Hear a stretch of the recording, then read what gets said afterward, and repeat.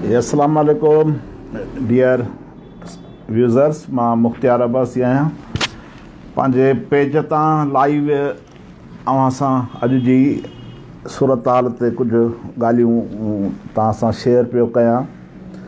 कल्ह PTM जो 7 कलाक गॾियल इजलास, सरबराही इजलास हुयो इस्लामाबाद में। उन ते तमामु घणी सियासी सूरत हाल जे रखंदड़ माण्हुनि जी नज़र हुई।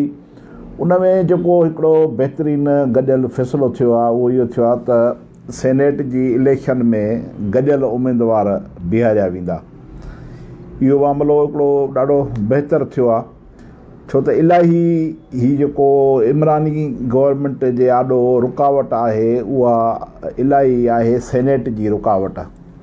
जेकॾहिं इमरान ख़ान खे सेनेट में अक्सरत हुजे हा त हिन वक़्त ताईं हू तमामु घणियूं अरिड़हीं आइनी तरमीमूं करे ऐं सूबनि जा हक़ जेको आहे सो मारे चुको हुजे हा।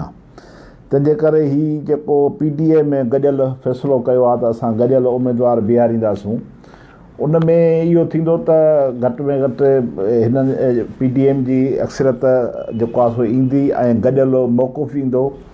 ॿियो ख़ुशि आईंदड़ ॻाल्हि इहा आहे त PTM जेका आहे उहो अरिड़हीं तरमीम ते ॾाढी क्लियर आहे। उन में अवामी नेशनल पार्टी हुजे, महमूद ख़ान अचकज़ई हुजे, अख्तर ख़ान मेंगल हुजे, मौलाना फज़ल रहमान हुजे, ख़ुदि पीपल्स पार्टीअ जो बि बचाव उन में आहे। वॾी मुस्बत ॻाल्हि हीअ आहे त उन में पाकिस्तान मुस्लिम लीग नवाज़ जो जेको मौक़ुफ़ आहे अरिड़हीं आइनी तरमीम ते, उहो बि ॾाढो क्लियर आहे। त ही अरिड़हीं आइनी जेका तरमीम आहे मिलियल हिन आइन में, उहा सिंध सां गॾोगॾु बलोचिस्तान, KP ऐं ख़ुदि पंजाब जे बि फ़ाइदे में आहे। जेका ॻाल्हि इमरान ख़ान ऐं इमरान ख़ान जे बाला ऑफिसरनि खे उहा ॻाल्हि कोन थी वणे, तंहिंजे करे हू हर तरह जूं इहे कोशिशूं पिया कनि त अरिड़हीं तरमीम खे कहिड़ी बि सूरत में ख़तमु कराइजे। हाणे एॾी वाज़े अक्सरत क़ौमी असेंबली में हुनखे आहे कान जो 2/3 जी अक्सरत सां उहो बिल पास कराए सघे, ऐं सेनेट में बि उनखे अक्सरत कान्हे। तंहिंजे करे हाणे इमरानी ख़ान जेको आहे, न्याज़ी ख़ान, उहो हर तरह जूं कोशिशूं इहो पियो करे त सेनेट में मुंहिंजी अक्सरत थिए त जीअं मां अरिड़हीं आइनी तरमीम खे जेको आहे सो उन में तरमीमूं करे सघां। सो सूरत हाल ॾाढी ॾुखी आहे। PTM जे कल्ह जेको इजलास में ॿियो तय थियो आहे त हू 26 मार्च ते महांगाई मार्च कंदा ऐं उहो मार्च जेको आहे इस्लामाबाद तरफ़ हूंदो ऐं उन मार्च में लखे माण्हू शिरकत कंदा। इहो बि ख़ुदि हिकु बहितरु फ़ैसिलो थियो आहे। 9 फरवरी ते हैदराबाद में PTM जो जेको जलसो आहे उहो हिकु मुस्बत ॻाल्हि आहे, उन जी हिमायत करणु खपे। त PTM में हींअर इहो आहे त घणियूं उमेदूं, जेके सफ़ा घणियूं उमेदूं उहे न आहिनि, पर वक़्तु ऐं हालतुनि जे लिहाज़ खां PTM हिन वक़्तु पंहिंजो हिकु आमिर डिक्टेटर ऐं डिक्टेटर जी बाक़ियात सां जंग पई करे। तंहिंजे करे उहा सिधी या अणसिधी तरह उहा असांजे फ़ाइदे में आहे, सिंध जे फ़ाइदे में आहे। तंहिं करे हीअ अरिड़हीं तरमीम जेका आहे उहा जेकॾहिं उन सां हथ चुरांद कई वई त पोइ पाकिस्तान जी जेका सियासी सूरत हाल आहे उहा ॾाढी ख़राबु थींदी ऐं पाकिस्तान जा जेके बक़ौल मौलाना फज़ल रहमान जे त पाकिस्तान जा बुनियाद जेके आहिनि उहे लुॾी वेंदा, उन जा बुनियाद कमज़ोर थींदा। तंहिंजे करे ॿी ॻाल्हि इहा आहे त पंहिंजो ही जेको ख़ान साहिबु हींअर अचे ज़िद ॾिनो आहे इन ते त हथ मथे खणी जेको आहे उहो इलेक्शन कराई वञे। हींअर हिनखे यादि आई आहे त हथ मथे खणे ऐं इलेक्शन कराइजे। जॾहिं साॻे वक़्तु सेनेट जे चेयरमैन जी इलेक्शन हुई त उन वक़्तु अपोज़िशन जो मुतालबो हो त हथ मथे खणी इलेक्शन करायो, त उहा इलेक्शन न कराई वई हुई ऐं पोइ खुफ़िया वोटनि जे ज़रिए धांधली कराए हिननि जा अपोज़िशन जा 64 वोट हुया, जेके 14 वोट उन्हनि जा फेराए ऐं हिननि जा बाक़ी 50 वोट कया विया।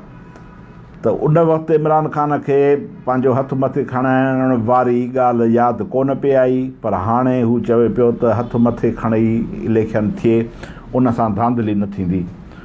उन जो जेको PDM में चवे पई त असुल में हिन जा जेके काफ़ी MPAs ऐं MNAs आहिनि उहे हाणे हिन जे चए में न आहिनि, तंहिंजे करे हिन खे डपु लॻो आहे त किथे ईअं न थिए त उहे जेको आहे फ्री वञनि ऐं मुंहिंजे हिमायत मुंहिंजे टिकट होल्डर माण्हुनि खे उहो किथे वोट न कनि, त इहो हिन खे ख़तरो आहे।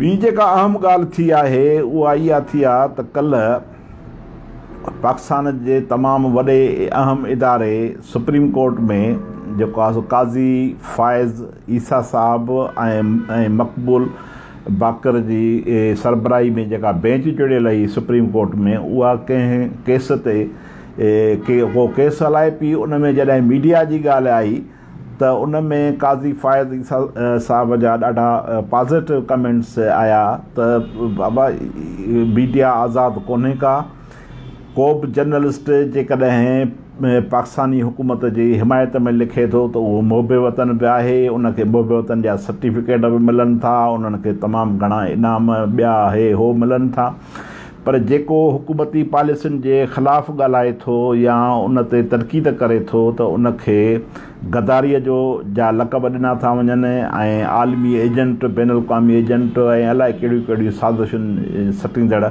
जा उनखे लक़ब ॾेई ऐं उन ते प्रेशर विझी उनखे चुप करायो वञे थो। तंहिंजे करे मीडिया जेका आहे आज़ादु कोन्हे। हिते जेतिरा बि ही साफ़ बीठा आहिनि, अॼु अचो त पाण उन्हनि खां रेफरेंडम था करायूं, त उन्हनि खां उन महिल ई पुछो त जेके चवनि था त मीडिया आज़ादु आहे ऐं मुल्क में हिन मुल्क में उनखे आइनी सभु अख़्तियार आहिनि, त उहे हथु मथे खणनि, त कंहिं बि हथु मथे न खयों।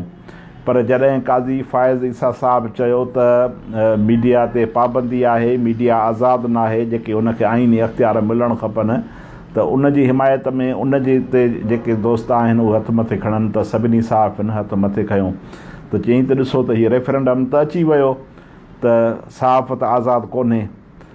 त काज़ी फ़ाइज़ ईसा साहब जहिड़नि जजनि जी जेका आहे सा उहा हिन वक़्तु तमामु वॾी अहम ज़रूरत आहे। काश पाकिस्तान में उन जहिड़ा बहितरीनु जज जेको आहे सो हुजनि ऐं उन्हनि जो एॾी बहादुरी ऐं दिलेरी सां उहो फ़ैसिलो अचे त हीअ इमरानी हुकूमत घणो कुझु न करे सघंदी ऐं अवाम दुश्मन फ़ैसिला न करे सघंदी। ॿियो त हीउ ॾींहों ॾींहुं जेको आहे सो महांगाई जेको माण्हुनि खे अज़ाब में विझी छॾियो आहे, उन ते PDM जो जेको महांगाई मार्च ऐलान आहे उहो ॾाढो हिकु मुस्बत क़दम आहे। असां समूरनि खे उन जी साराह करणु खपे ऐं उन जी हिमायत करणु खपे। इहे कुझु ॻाल्हियूं हुयूं कल्ह ऐं अॼु जूं। अॼु जेको कश्मीर में जलसो कयो आहे PDM में, उन में मरियम नवाज़ त अॼु सच पुछो त इमरान ख़ान खे सफ़ा धोई छॾियो आहे ऐं इमरान ख़ान खे त उन चयो आहे त तूं संसदो एजेंट आहीं इसराइल जो ऐं इंडिया जो ऐं अमेरिका जो, तूं उन्हनि जे चए ते आयो हुई, उन्हनि जे चए ते कश्मीर जो सौदो कयो अथई, उन्हनि जे चए ते ई ऐं सभु मामला करे पियो। पर इमरान ख़ान सां गॾोगॾु इमरान ख़ान खे आणींदड़नि जे ख़िलाफ़ बि अॼु मरियम नवाज़ जेको छिके ॻाल्हायो आहे सफ़ा, उहा तक़रीर हर दोस्त खे ॿुधणु खपे। तव्हांजी महिरबानी, सदाईं ख़ुशि हुजो, साथ सलामत, सिंध सलामत।